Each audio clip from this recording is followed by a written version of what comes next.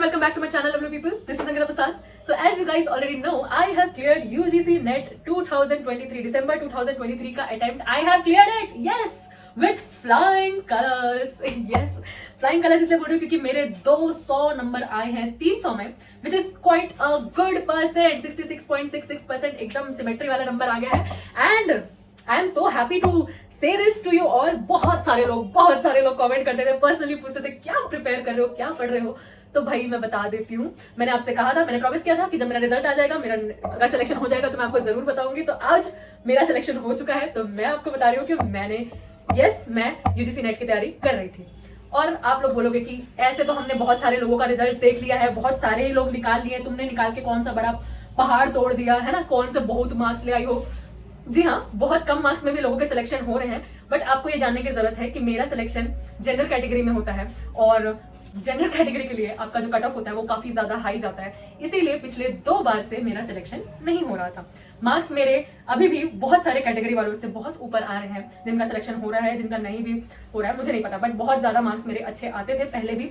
But मेरा selection इसलिए नहीं होता था क्योंकि मैं जनरल कैटेगरी से बिलोंग करती हूँ. अब बहुत सारे लोग बोलेंगे कि आप जनरल कैटेगरी से बिलोंग करते हो तो इसमें क्या बड़ी बात है, जनरल कैटेगरी वालों का भी तो सिलेक्शन होता है. तो हाँ भाई होता है, पर मेरा नहीं हुआ क्योंकि पिछले 2 अटेम्प्ट में मेरे 170 और 174 मार्क्स आए थे. फर्स्ट अटेम्प्ट में 170 मार्क्स और 94.8 परसेंटाइल मेरे आए थे और 97 पॉइंट समथिंग में परसेंटाइल में सिलेक्शन होता था फर्स्ट अटेम्प्ट में मेरे. और सेकंड अटेम्प्ट में मेरे 174 मार्क्स आए थे और 94.4 परसेंटाइल आए थे, फिर से 97 परसेंटाइल पे होता था, मेरा नहीं हुआ था. तीसरे अटेम्प्ट में मेरे 200 नंबर आए हैं, 66% आए हैं और परसेंटाइल नहीं, इस बार परसेंट में मार्क्स आए हैं. तो मेरा सिलेक्शन हो गया है क्योंकि मैंने काफी ज्यादा जंप मारा है ना. आप देख सकते हो 170 और 174 मतलब ऑलमोस्ट 30 नंबर तक का मैंने जंप मारा है, तब जाके मेरा सिर्फ नेट में सिलेक्शन हुआ है. और जेआरएफ में मेरा हो जाता, अगर मेरे 4 और क्वेश्चन सही हो जाते, यानी कि मेरा अगर 208 नंबर हो जाता तो मेरा सिलेक्शन जेआरएफ में हो जाता. पर जब 3 जनवरी को रिजल्ट आंसर की आई तो आई वॉज वेरी हैप्पी. पहले तो मुझे ऐसा लग रहा था कि भाई बस मेरा नेट हो जाए, बट जब मैंने आंसर की देखी तो मेरा 198 नंबर बन रहे थे प्रोविजनल आंसर की में, विच वॉज वेरी गुड. मतलब 174 से 198 आ रहा था. आई वॉज वेरी श्योर कि मेरा नेट तो निकल ही रहा है. बट देन मैंने सबके एनालिसिस देखे और सारे जो यूट्यूबर्स बोल रहे थे कि इतने मार्क्स में इतना हो जाएगा, ये हो जाएगा, वो हो जाएगा जनरल कैटेगरी में, तो बहुत सारे लोगों ने, ऑलमोस्ट सभी ने बोला कि तुम्हारा तो जेआरएफ हो जा रहा है, यू शुड एक्सपेक्ट जेआरएफ. तो आई थॉट कि व्हाई नॉट एक्सपेक्ट जेआरएफ, क्या पता मेरा जेआरएफ हो जाए. तो मैं इसी उम्मीद में बैठी थी कि मेरा जेआरएफ हो जाएगा. नेट तो मुझे पता था मेरा होने वाला है, but I was waiting for this day to announce to all of you. But जब मैंने रिजल्ट देखा तो मुझे पता चला कि मेरा सिर्फ नेट हुआ है. थोड़ा सा I was taken aback, I felt a little bad, but then I realised the next moment कि अब तक जब तक मेरा नेट भी नहीं हो रहा था, I was waiting for the moment कि कब मेरा नेट हो जाए. And now that I have cleared it, ये इंसान इतना लोभी है, इतना सेल्फिश है, इतना ज्यादा लोभी होते हैं हम ह्यूमंस, और हमें जितना मिले हमें उतना कम लगता है, ये दिल मांगे मोर.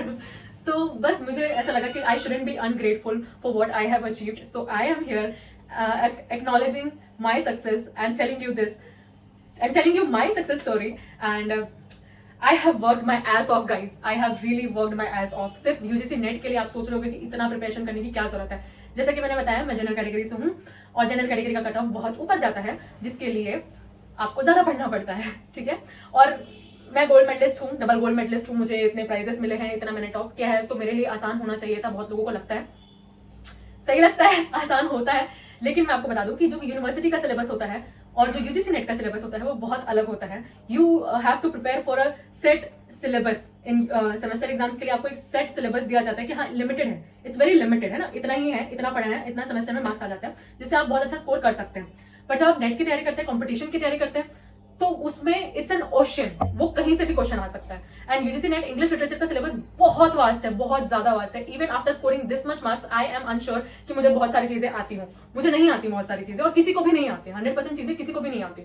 सो हम लिटरेचर वालों का कट ऑफ भी थोड़ा ऊपर जाता है, बिकॉज हिस्ट्री, पॉलिटी, इस तरह के जो सब्जेक्ट्स होते हैं जो थोड़े से फैक्चुअल होते हैं वो वैसे ही रहते हैं, आप उतना ही पढ़ोगे. उसमें कुछ खास अमेंडमेंट अगर थोड़ा बहुत हो गया कॉन्स्टिट्यूशन वगैरह में तो पॉलिटी में चेंज हो सकता है, बट हिस्ट्री और ये सारी चीजें, इकोनॉमिक्स, ये सब बहुत सेट होता है, इतना ही सिलेबस है, उसको आप उतना पढ़ोगे, इसलिए उसका सिलेबस का जो मतलब उसका कट ऑफ जो होता है वो भी कम जाता है. बट लिटरेचर में मैं आपको बता रही हूँ, ये real talk video, okay. So literature में क्या होता है, we have to read about a person, his works, ठीक है, से चार्ल्स डिकेंस. तो चार्ल्स डिकेंस के आपको जितने भी वर्क्स हैं वो आपको याद होने चाहिए. ठीक है, ओलिवर ट्विस्ट हो गया, पिकनिक पेपर्स हो गया, हार्ड टाइम्स हो गया, है ना, ये सारी चीजें आपको उसके सारे वर्क्स याद होने चाहिए।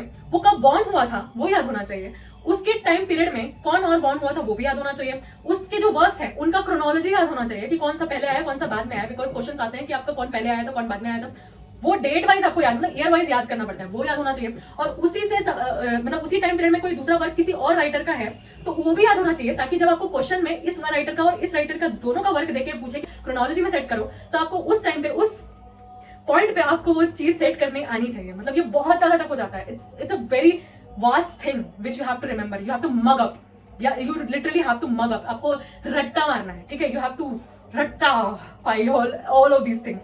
एंड उस जैसे मैकबेथ है, शेक्सपियर ने लिख दिया मैकबेथ, उसके जितने कैरेक्टर्स है वो याद होने चाहिए, और मतलब हर चीज याद होनी चाहिए, उसकी कहानी याद होनी चाहिए, उसके कैरेक्टर्स याद होना चाहिए, किसी वर्क में कोई कुत्ता है तो उसका कुत्ते का नाम भी याद होना चाहिए, तो हर चीज याद कर पाना बहुत मुश्किल होता है, इसलिए लिटरेचर वालों को कट ऑफ पे थोड़ा ऊपर जाता है ना।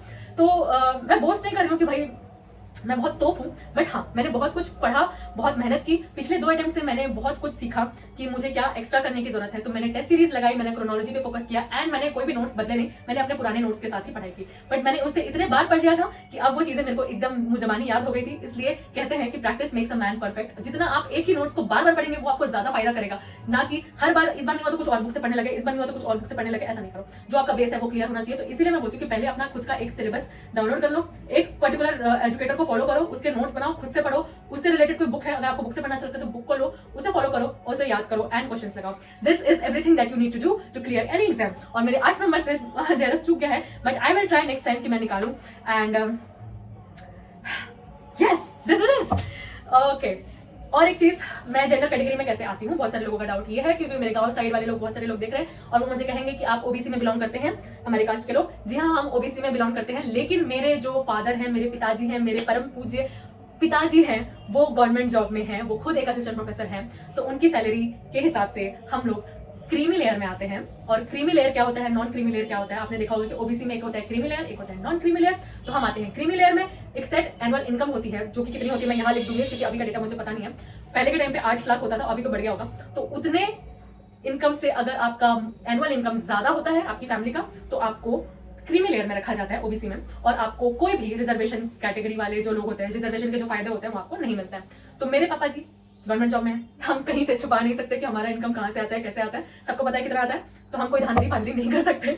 तो इसलिए हमें कभी भी रिजर्वेशन का फायदा नहीं मिलता है, इसलिए हम जनरल से फॉर्म भरते हैं, और हम जनरल वाले कट ऑफ में जब लाई करेंगे तभी हमारा रिजल्ट आएगा positive. Okay, I hope I made this clear. मैं आपको बता दूं कि पहले ही अटेम्प्ट में अगर मैं ओबीसी का फायदा मुझे मिलता तो मेरा पहले ही अटेम्प्ट में 170 मार्क्स के साथ मेरा सिलेक्शन डेफिनेटली हो रहा था। यस, अगर मैं ओबीसी का फायदा मुझे मिलता तो मुझे पहले ही अटेम्प्ट में मेरा नेट क्लियर हो जाता और अभी 200 नंबर में मेरा जेआरएफ हो गया होता।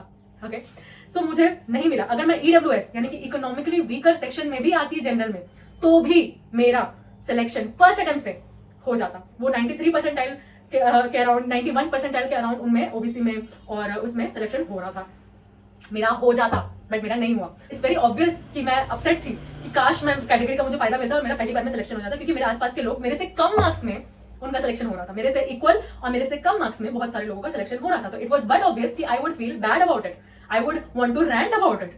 ठीक है, I was complaining, I was irritated, I was very very angry about it, I was shouting to anyone. मेरे घर में तो मैंने बहुत लड़ाइयां की इस मामले में। तो मेरे फादर ने मुझसे कहा कि क्या ऐसा है कि कोई भी जनरल कैटेगरी वाला नहीं निकाल पाता? मैं बोली क्यों नहीं निकाल पाता, निकालते हैं, ज्यादा मार्क्स से निकालते हैं। तो बोलते वही तो बात है, तुम भी ज्यादा मार्क्स लाओ और निकाल लो। आई वाज लाइक बट इतने में तो उनका हो गया ना। तो बोलते तुम्हारा नहीं हुआ ना, तो तुम्हें क्या करना है, तुम्हें अपने मार्क्स की परवाह करनी चाहिए कि तुम्हें कितना लाना है, उनको उतने में आना है, तो वो कितने कॉम्पिटेंट है वो तुम खुद समझ जाओ, है ना। जिसका 140 में सिलेक्शन हो रहा है और जेआरएफ हो जा रहा है, तो तुम समझ लो कि वो कितने कॉम्पिटेंट है। और अगर तुम 200 में भी जेआरएफ नहीं कर पा रहे हो और तुम ज्यादा मेहनत करके 210 नंबर लाके जेआरएफ करते हो, तो तुम खुद समझ जाओ कि वो ज्यादा कॉम्पिटेंट है या तुम। सिर्फ सिलेक्शन लेना इंपॉर्टेंट नहीं है, उसके बाद तुमको बहुत सारे लोगों को पढ़ाना है। He is an assistant professor by the way. तुम्हें 100 की भीड़ को पढ़ाना है रोज। उस टाइम में तुम्हारे 140 नंबर से सिलेक्ट होकर आने से कोई मतलब नहीं है, उसके बाद भी उनको मेहनत करनी पड़ेगी उन लोगों को पढ़ाने के लिए। और जब तुमने इतना ज्यादा मेहनत करके इतने ज्यादा मार्क्स से सिलेक्शन लोगे, तुम्हारा कॉन्फिडेंस कहीं और होगा। तुम जब उन्हें पढ़ाओगे तो तुम्हारे पास जो नॉलेज होगा वो कहीं और का होगा। ठीक है, तो इस चीज का मत फिक्र करो कि किसी का 140 150 में हो जाता है और तुम्हारा 180 के ऊपर लाने पे, 200 के ऊपर लाने पे सिलेक्शन होता है। ठीक है, तुम जितना ज्यादा मेहनत करती हो उतना ज्यादा तुम्हारा कॉम्पिटेंस होता है, उतना ज्यादा तुम अच्छा परफॉर्म करोगी जब तुम लोगों को पढ़ाओगे।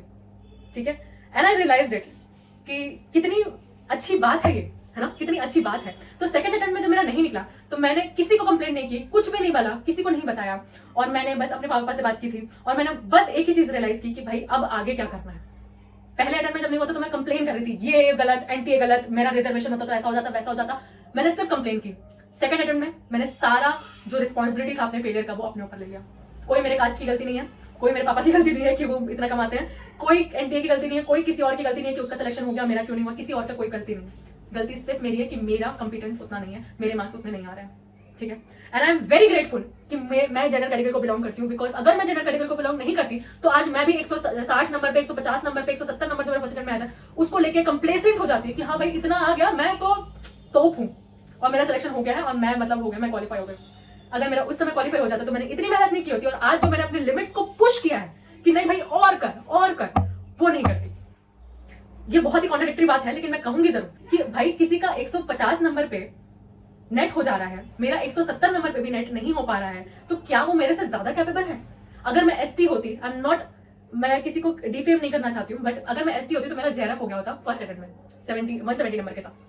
तो क्या उस समय मैं कॉम्पिटेंट होती और अब मैं कैपेबल नहीं हूं क्योंकि मेरा सिलेक्शन नहीं हुआ? किसी की कैपेसिटी क्या है ये उसके मार्क्स से डिसाइड नहीं होता। आपने कभी देखा है कि किसी कैटेगरी वाले ने अपने कैटेगरी के जितने परसेंट मार्क्स लाने हैं, फॉर एग्जांपल आप कोई भी XYZ कैटेगरी के हो, ठीक है, एंड आपको लाना है 140 नंबर, कभी भी आपने देखा है कि वो कैटेगरी वाला 140 से मतलब 160 पहुंच जाएगा लेकिन वो 200 लाने की कोशिश करे?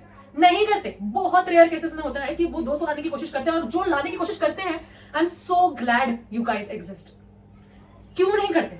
वो उतने में ही कंप्लेसेंट हो जाते हैं कि भाई मेरा सिलेक्शन 140 में हो रहा है, मैं 140 ही लाऊंगा, मुझे क्या करना है 160 या 200 नंबर लाके, मेरा सिलेक्शन इतने में हो रहा है, मैं उतना ही करूंगा। पर जनरल कैटेगरी वाले लड़ते हैं आखिरी दम तक। पहले तो वो अपने मार्क्स के लिए लड़ते हैं कि इतना नहीं लाऊंगा तो सिलेक्शन नहीं होगा, बट इस बीच में वो इतनी मेहनत कर जाते हैं कि वो इतना ज्यादा अपने लिमिट्स को पुश कर देते हैं और वो इतने ज्यादा कंपिटेंट हो जाते हैं कि उनको हराना नामुमकिन है। तो आई एम वेरी ग्रेटफुल कि मैं जनरल कैटेगरी से बिलोंग करती हूँ, क्योंकि अगर मैं इससे बिलोंग नहीं करती तो मैं भी कंप्लेसेंट हो जाती 160 नंबर 170 नंबर में कि हाँ मेरा सिलेक्शन हो गया, और मैं इतनी मेहनत नहीं करती। आज जो मैंने इतने अच्छे मार्क्स लाए हैं वो मैं नहीं लाती।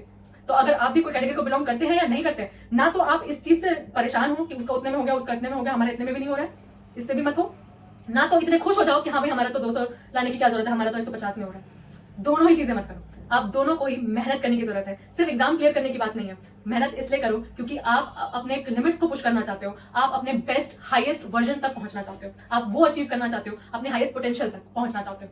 ठीक है, अगर आप कंप्लेसेंट होकर बैठ जाएंगे कि इतना ही लाना है, इतना कट ऑफ जाता है, इतना ही लाना है, तो आप कभी भी अपने हाईएस्ट पोटेंशियल को रीच नहीं कर पाओगे और कभी भी अच्छे प्रोफेसर नहीं बन सकते।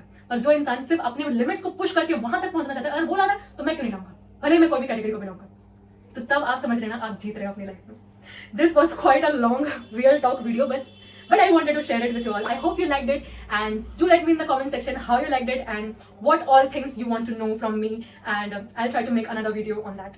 So thank you so much. Like, share and subscribe to my channel, and I'll see you in the next video. और अभी मैं क्या कर रही हूँ, तो अभी मैं और भी चीज़ों की प्रिपरेशन कर रही हूँ, तो जैसे जैसे कुछ होगा मैं आपको बताऊंगी। फिर से उसी जोन में चलेगा, जब सिलेक्शन होगा तब बताऊंगी। ठीक है, wish me luck, I love you guys, thank you, bye bye.